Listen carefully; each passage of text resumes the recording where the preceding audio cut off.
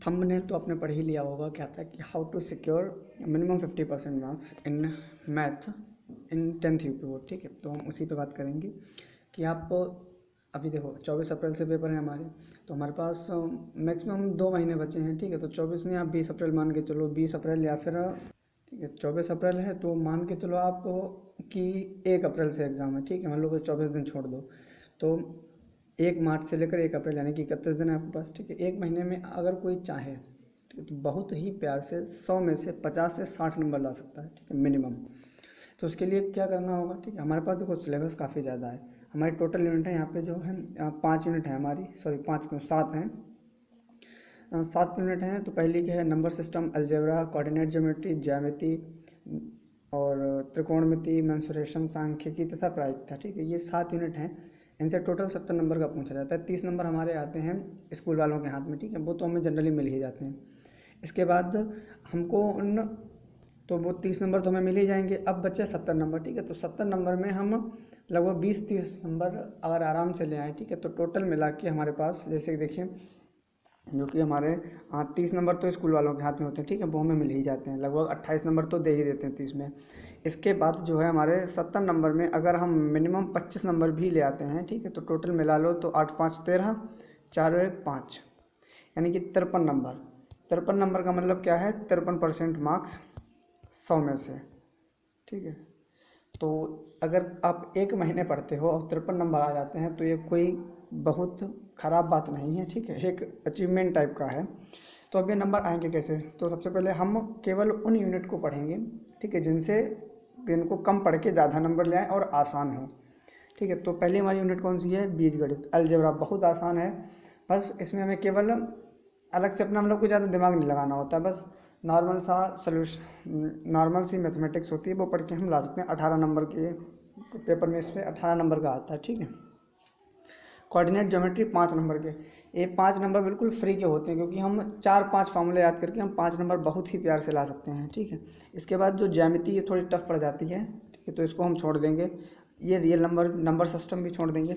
इसके बाद ट्रिग्नोमेट्री जो है वो जो नए बच्चे हैं, ठीक है, मतलब जिन्होंने कुछ नहीं पढ़ा है, तो उनके लिए काफ़ी टफ पड़ेगा, क्योंकि इसमें जो होता है कोई एक फिक्स हमारा मेथड नहीं है कि इस मेथड को हम अगर अडॉप्ट कर लें तो हमारे जो है मार्क्स आ जाएंगे। मतलब हम ट्रिग्नोमेट्री क्वेश्चन कर लेते हैं, इसमें हमें ये भी नहीं पता होता कि हमारी आगे वाली स्टेप क्या है।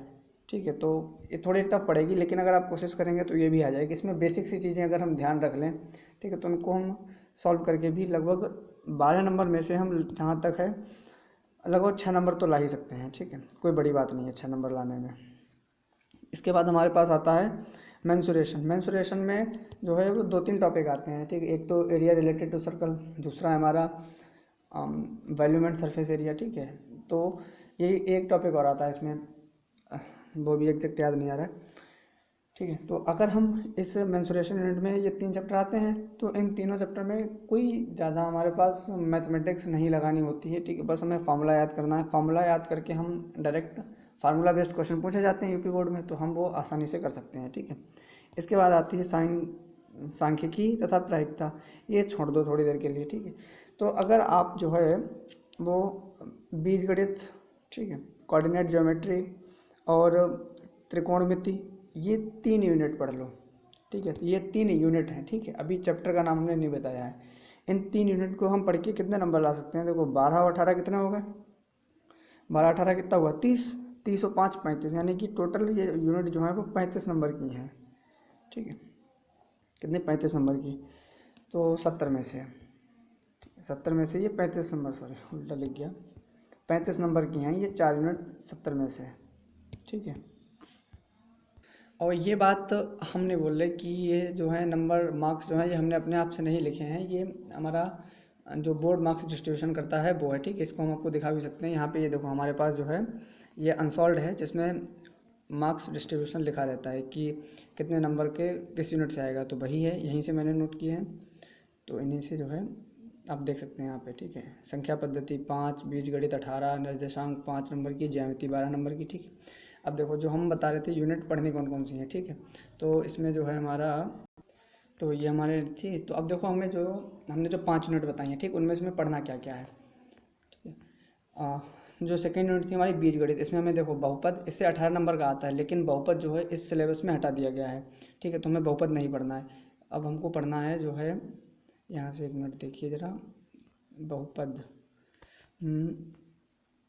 ये बहुपद हमें पढ़ना नहीं क्योंकि हमारे सिलेबस से हटा दिया गया। उसके बाद उसी में आता है एक चैप्टर हमारा दो चर वाले रैखिक समीकरण युग्म, ठीक है।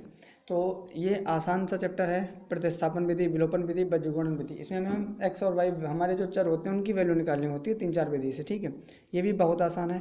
द्विघात समीकरण हद से ज़्यादा आसान है, इसमें आप थोड़ी सी मेहनत करके अच्छे नंबर ला सकते हो, ठीक है। इसके बाद आता है निर्देशांक ज्यामिति, इसमें कुछ है ही नहीं, पूरे चैप्टर में 3 एक्सरसाइज हैं और 3 फार्मूले हैं। वो 3 फार्मूले अगर आप याद कर लेते हो तो 5 नंबर आपके कोई नहीं रोक सकता, ठीक है। इसके बाद ज्यामिति को तो हम छोड़ ही देंगे क्योंकि थोड़ी टफ पड़ जाती है। इसके बाद आ जाएगा हमारा यहाँ पर त्रिकोणमिति। त्रिकोणमिति में जो है वो 2 टॉपिक हैं, एक तो त्रिकोणमिति का परिचय, दूसरा हमारा त्रिकोणमिति सर्व समीकरण, और है एक ऊंचाई और दूरी। ये हमारा अलग चैप्टर है त्रिकोणमिति यूनिट में, ठीक है। और जो त्रिकोणमिति चैप्टर है उसमें ये 2 पार्ट हैं, ठीक है। तो अगर आप परिचय ही पढ़ लेते हो और ऊंचाई दूरी पढ़ लेते हो तब भी आपका बहुत हद तक काम आ जाएगा, ठीक है। इसमें आप लगभग ऐसा समझो 6-7 नंबर आपके कहीं गए नहीं हैं, ठीक है, इतना पढ़ के केवल। इसके बाद मेंसुरेशन हमारा जो है, इसमें पृष्ठीय क्षेत्रफल, ठीक है। जो मेंसुरेशन है हमारी, इसमें जो है देखो वृत्तों से संबंधित क्षेत्रफल, ये तो थोड़ा टफ पड़ जाएगा आपके लिए, ठीक है। तो पृष्ठीय क्षेत्रफल और आयतन, इनमें जो है कोई खास नहीं है, बस हमें केवल फार्मूला याद करना है। फार्मूला याद करो, क्वेश्चन में अप्लाई करो, बस आंसर आ जाएगा हमारा, ठीक है। तो ये जो है लगभग 3-4 लगभग 4 नंबर मिनिमम मान के चलो यहाँ से आपके आ जाएंगे, ठीक है। तो टोटल जो है आप बहुत ही प्यार से, ठीक है, बहुत प्यार से आप कितने 20 से 25 नंबर ला सकते हो केवल इतना ही पढ़ के, जितना हमने अभी बताया है, ठीक है।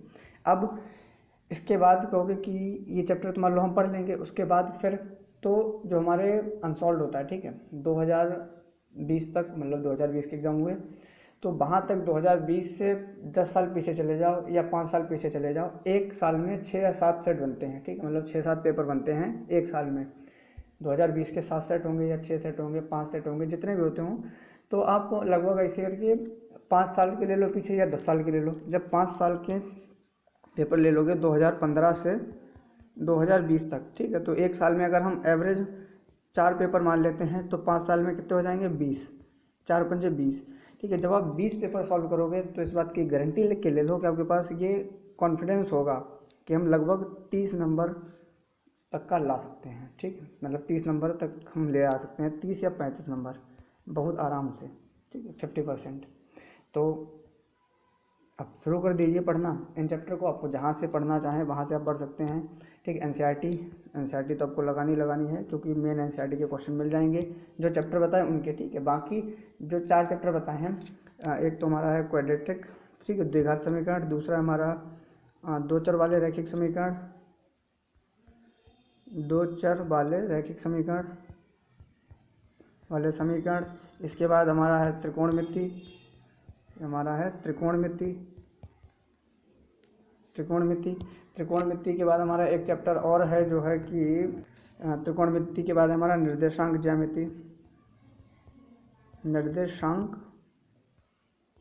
ज्यामिति।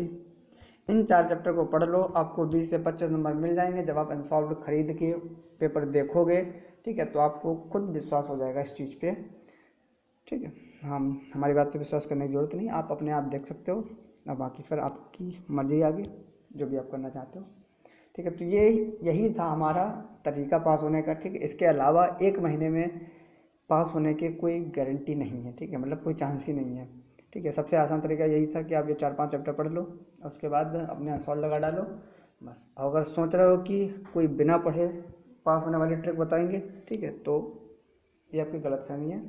भूल जाओ कि बिना पढ़े हम पास भी हो सकते हैं।